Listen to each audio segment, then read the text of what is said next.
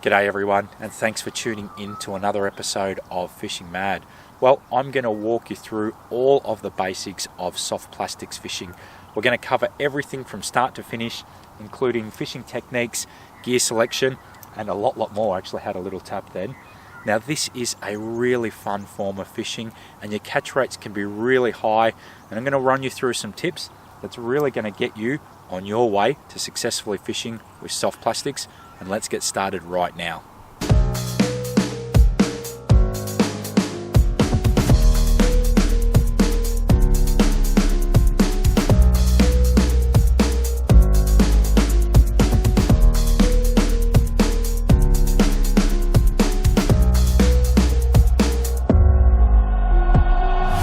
Okay, now before you even start throwing a line, you need to put a lot of thought and consideration into the gear that you're going to use.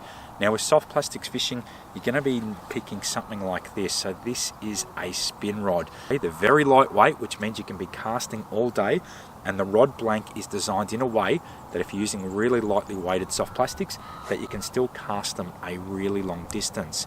You're going to find as well is that the rod itself is quite stiff.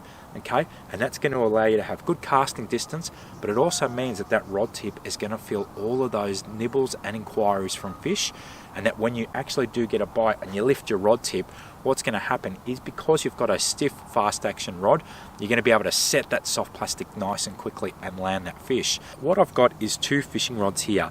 So this is my spin rod that I do soft plastics fishing with, and this is just a general purpose fishing rod, stuff that's really designed more for bait fishing or out in a boat. And what it does, it allows us to really highlight those differences. So if we focus on this general purpose rod, you're going to see that the rod blank is quite thick.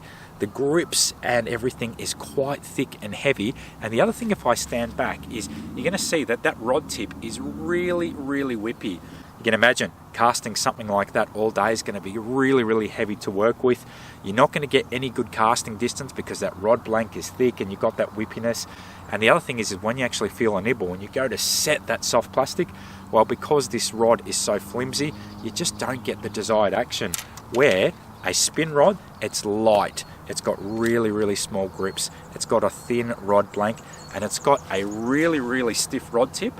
And the reason for that is it means you're going to be able to punch your soft plastics a long way, because sometimes you're going to be using very lightly weighted soft plastics.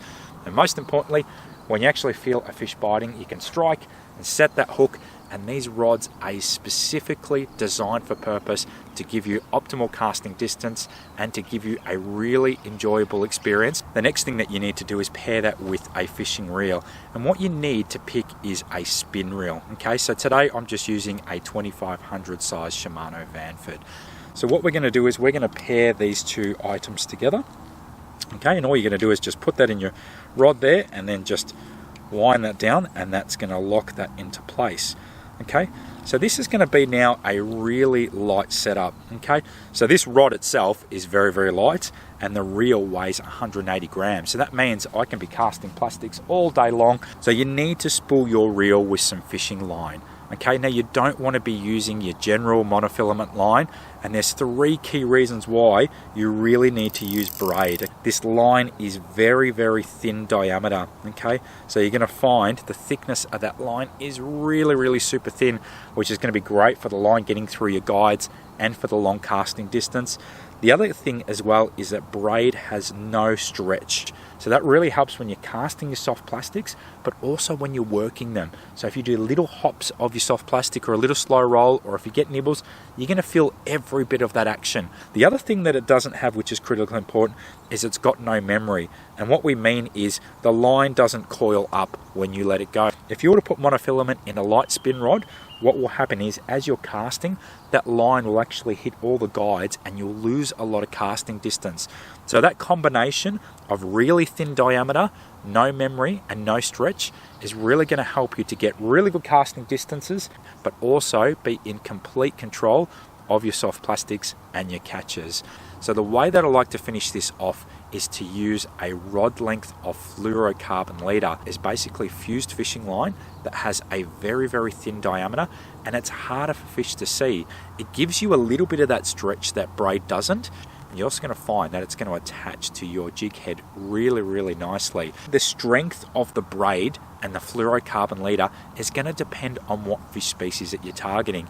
Now today we're in one of our little lakes here. We're going to be targeting things like redfin and trout. So we don't need to go really heavy. So I've actually got the braid that is spooled there. That is just 8-pound braid. And what I've brought with me is a couple of different fluorocarbon leader strings. So today we're probably going to use 8-pound. Generally tend to go very similar. So if you're using 8-pound braid, you're probably going to use something like 8-pound fluorocarbon leader. Okay. Now what you'll need to do is really give a thought about what species of fish that you're targeting. So if you're going to target things like your very, very small estuary fish, things like your bream and your estuary perch, then you're probably going to go lighter. You're probably fishing with something like 4-pound line and 4-pound fluorocarbon leader. Obviously today we're using 8-pound for things like your redfin and your trout. You might go a tad heavier if you're fishing for things like flathead and pinkies. And obviously as you move up the scale, targeting things like snapper, mulloway and whatever else out there, you might move up to 15-pound, 20-pound and so forth. So you just really need to give some thought about the type of fish species that you're targeting and how heavy you need to go. And then what we need to do is we need to join these two lines together. Now you don't want to use anything like a swivel or a snap because that's just going to get in the way and really impede with the swimming action. So the best thing to do is to learn some knots to join braid and leader together. You can do things like an FG knot. I like to just use a double uni knot. And all you do is you run the two lines together, and then what you do on one side is you run a circle and then you feed that line about 6 times. So 2,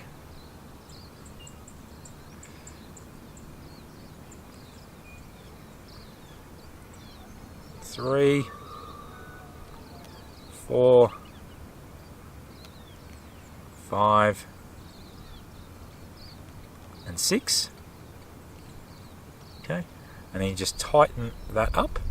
Okay, and then we do exactly the same on the other side. Okay, so we're going to do, but basically we've done a uni knot on each side.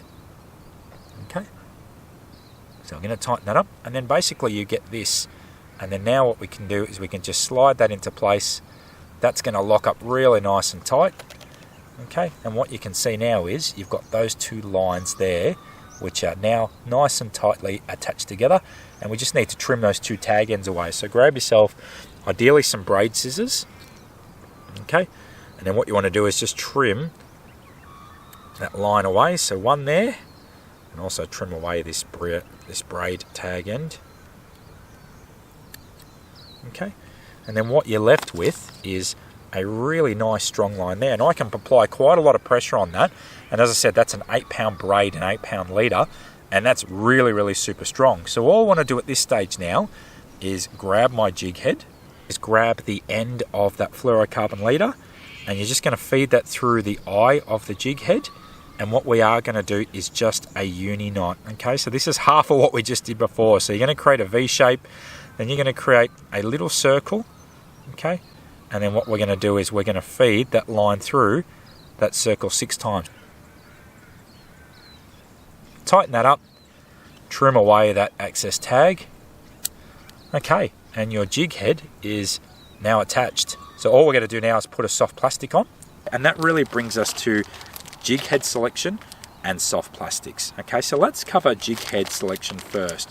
So a bit like what I said is where you really need to think about the species of fish you're targeting and how big and heavy you need to go. So jig heads are exactly the same. You really need to give some thought about what species of fish you're targeting. How big are they? How big do their mouths get? How big does that soft plastic need to be? And your jig head selection can range from anything that's really, really big like that, where you might be targeting a mulloway or a snapper, and then something as tiny as that, where you're targeting things like mullet and bream. Okay, now today we're going to have a little bit of a happy medium. So that is the jig head that we're using today. So that is just a 1/12 of an ounce jig head. So where we're fishing today is quite shallow waters. We're targeting things like redfin. So a jig head selection like that is going to be absolutely perfect. If you're not too sure on what jig head to use, or even have a look at our members area, and there's some guides on there that really points you in the right direction of what jig head to pair with what soft plastic for what technique. Now the other thing obviously is soft plastics. Okay, so this is probably the really fun part of going out and doing this, and I love buying different soft plastics. And what I'll always do is every time that I go out fishing, I'm going to take a whole range of stuff out with me. So as I've said a few times already, we are targeting redfin, so they love things that are around that 2.5 and 3 inch size, and also like to bring out a range of colours, natural colours, bright colours, and you're going to find different things work on different days. So it's really good if you're going to go out, take a handful of things out with you. So you can see today I've got things like bright curl tails, I've got natural looking curl tails, I've got some small paddle tails in natural colours, I've got some bright paddle tails, I've got a whole range of stuff here, you know, different things. I've even got yabby imitations. So there's a heap of different stuff, and the logic here is sometimes it might take a little bit of time to work out what the fish are really going on. Now today I am going to start with these. These are just really bright coloured soft plastics in that little curl tail style. So that's a 2.5 inch. Shallow waters, that water is a little bit murky, so those bright soft plastics are really going to stand out. And what we're going to do now is we're going to rig all this up, and then I'm going to walk you through some fishing techniques. One of the absolute key things with soft plastics is you need to rig them on correctly. You want them to sit on nice and straight, and that way the swimming action is going to be really natural. So a lot of people try and force it on. The easiest way is basically just to have it up straight like that, okay? Rather than forcing it, just push it up a little bit slowly, and what you're going to find is it will just naturally bend.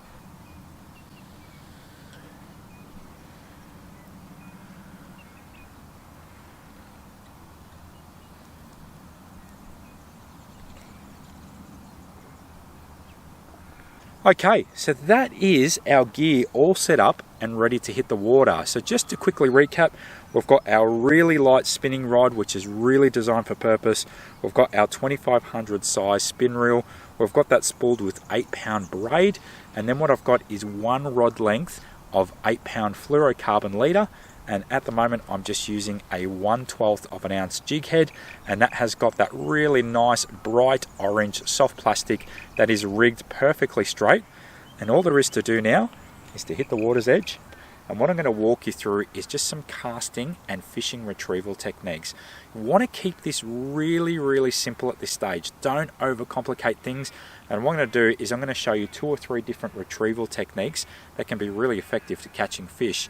The other thing that you're going to find is as your experience grows, you're going to realize that you're going to start to impart some of your own action, and you're going to start to see with experience that different actions are really good on different fish species. Okay, so let's cover the absolute basics of casting first. So all you want to do is you want to just wind up your line, so it's probably about 30 centimeters down. Grab your index finger, hold the line, okay, just flip open the bail arm, and then what you want to do is really you want to cast from 10 o'clock to 2 o'clock and give yourself a nice fast action, letting go there. Okay, so that is a perfect casting action. Okay, so 2 basic retrieves that I'm going to show you. The first is a simple slow roll, and all you're doing is once that soft plastic hits the water, you're just doing a constant slow retrieve of your soft plastic. Now this looks very basic, it almost looks too basic, but trust me, this is a very successful technique that works on a whole range of fish species, from your brim, your redfin, and a whole range of stuff. So again, all we're going to do is index finger, okay, 10 o'clock to 2 o'clock, cast out. As soon as that soft plastic hits the bottom, we're going to let it sit for a second, and then what we're going to do is just that constant retrieval, okay? We're already getting a little nibble there, okay? And what you're going to find is, here we go, got one.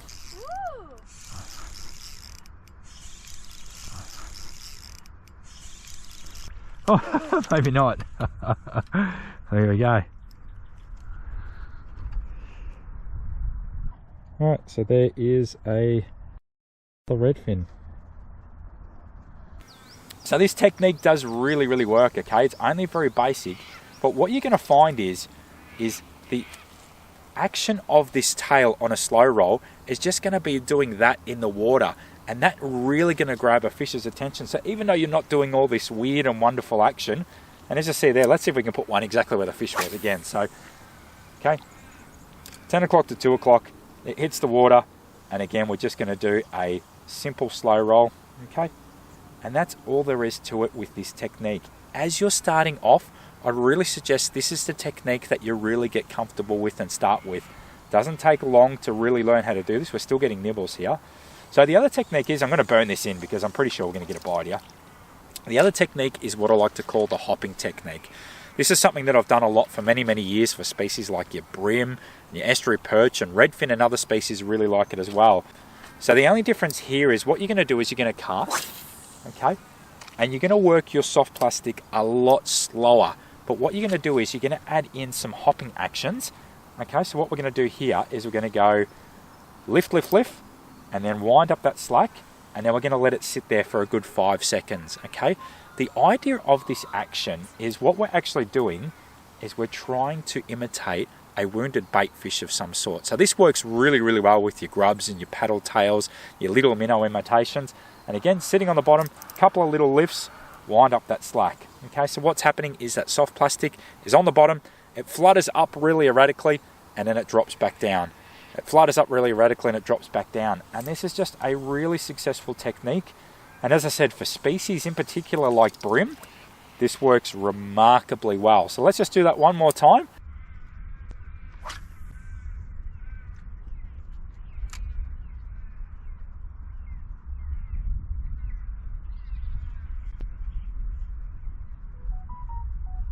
There we go, got one. Good time to be recording, huh? I know. There we go, got another little reddy here. Come a bit closer, huh? So this is just a very, very little reddy here. And as you can see, all I was doing was that casting action from 2 o'clock to 10 o'clock. This one is tiny, teeny, teeny, tiny reddy. So 2 o'clock to 10 o'clock, and then all I did was cast out, let it sink down for a few seconds, a couple of little hops, and then just that slow roll back. And we're getting lots of little fish like this now. So obviously we're looking for his mum and dad. That's obviously a little baby, but we're having a bit of fun now. Oh, it's a baby! Good job, Taya. There we go. That's it. That's it. Hello. Try not to drop him. There you go. Just by using that nice slow rolling technique, it's a very little reddy, but you can really feel all the little bites.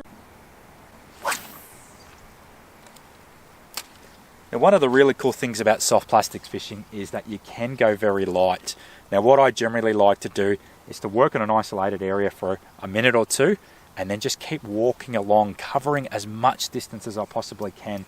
So what I might do is I might pull up to a spot, I'll do a cast out to the left, a cast out to the right, maybe one straight ahead, and then what I'll do is I'll move on. Oh, I had a little nibble then.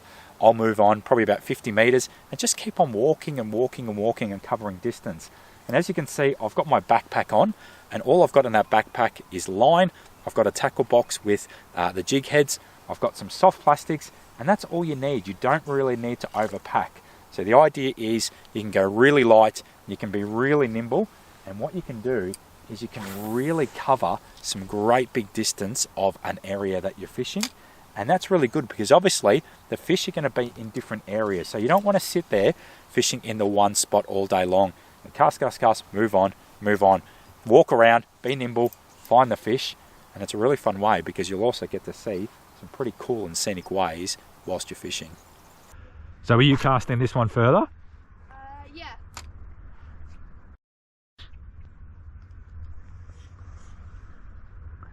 Oh, here we go. Got one. I love you.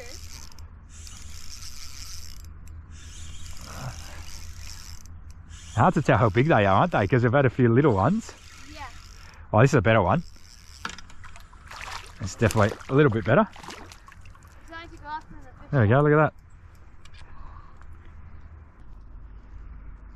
Okay, so they're starting to get a tad bigger now. So that one's a more respectable size, and you can see lodged in there is that little paddle tail soft plastic that I'm flicking now. So that is a beautiful little fish. You've got to love the colours of your redfin or your English perch.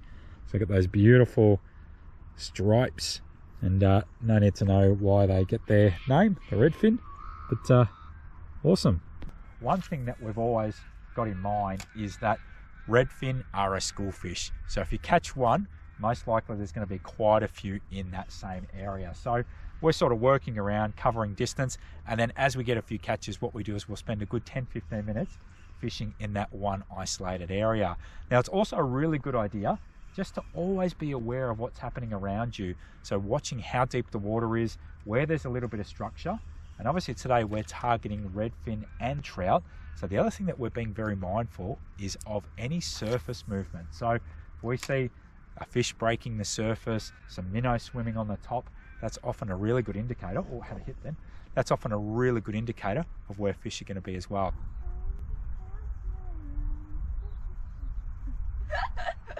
What? I turned a Disney song into a song about fishing. Oh, okay. Oh, here we go. Look at that. It took it right at the bank. Look at that. Okay, so there is another little reddy there. And obviously these are teeny tiny fish. So the purpose of this is really just to show you that these techniques do work really well. Redfin love soft plastic. So I've just changed the color of the soft plastic there. So I'll just get this one out of its gob. So that's just one of the bait junkie paddle tails there. So all different sorts of soft plastics work. And we're hoping to get something that's probably about 5 times bigger than that to show you. But we'll keep persisting. Here's my second redfin for the day, and those soft plastics are starting to work really well, and they're starting to get bigger in size, which is really good.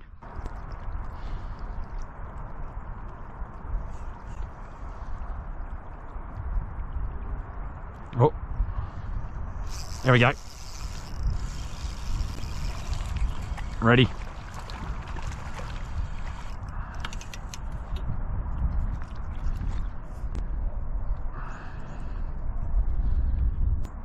Another little ready. Look at the colours.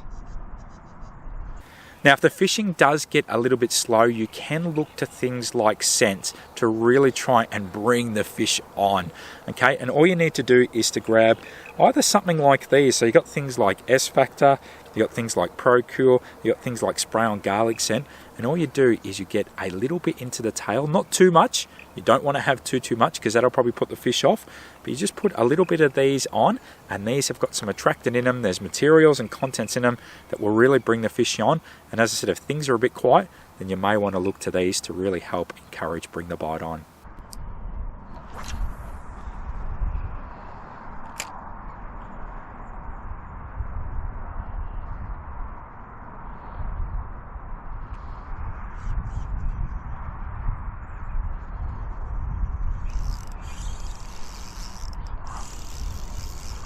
There you go, we got another one, guys. Just feels like another small ready. There you go, another little one.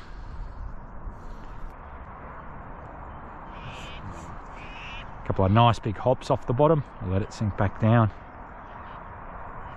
Conditions are just starting to flatten out now, so that's absolutely perfect out here.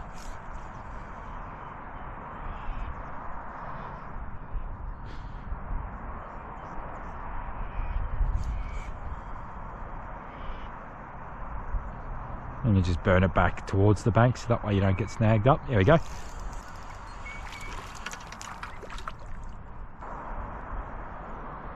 There we go, another one. Gonna get a bite here. Gotcha. Well, lots and lots of small ones at the moment.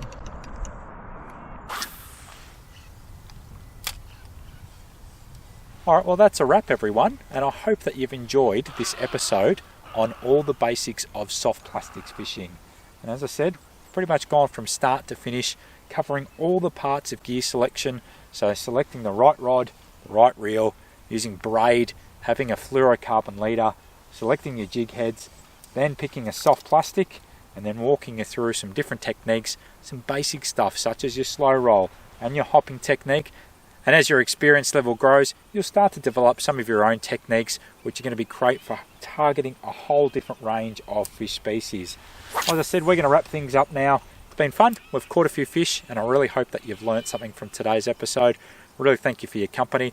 Don't forget to go and check out our members area, which is www.fishingmad.com.au/member. Anyway, I hope that you've enjoyed this episode, and we will see you soon.